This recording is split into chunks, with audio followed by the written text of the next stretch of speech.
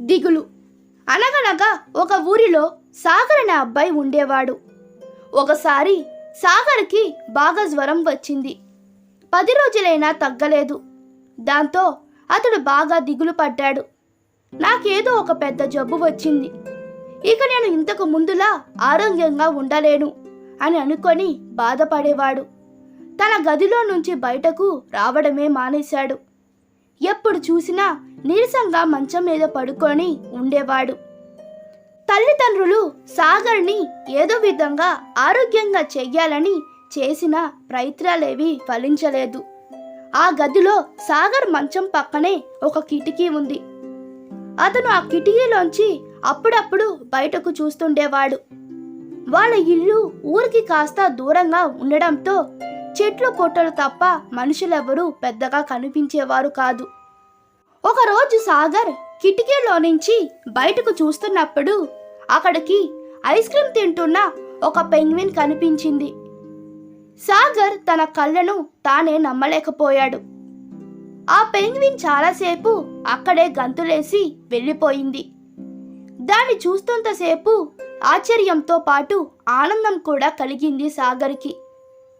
అది వెళ్ళిపోయిన తర్వాత కూడా దాని గురించి ఆలోచిస్తూ నవ్వుకున్నాడు.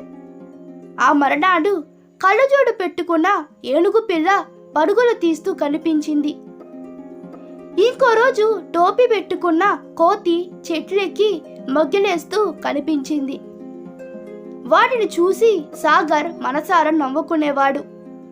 రోజు రోజుకి సాగర్లో ఉత్సాహం ఆనందం పెరగటంతో జబ్బు మాయమైపోయింది. గతంలో కన్నా ఆరోగ్యంగా తయారైన సాగర్ స్కూల్కి వెళ్ళాడు.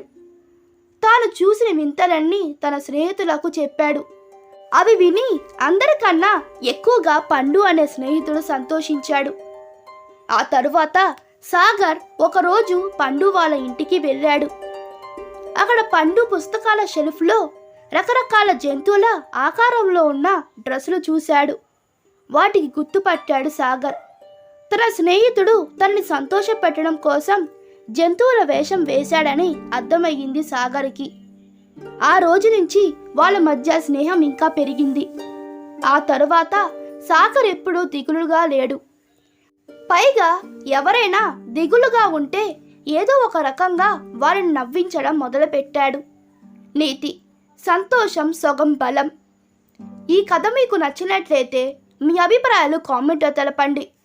Please like, share and subscribe to my channel. Thank you.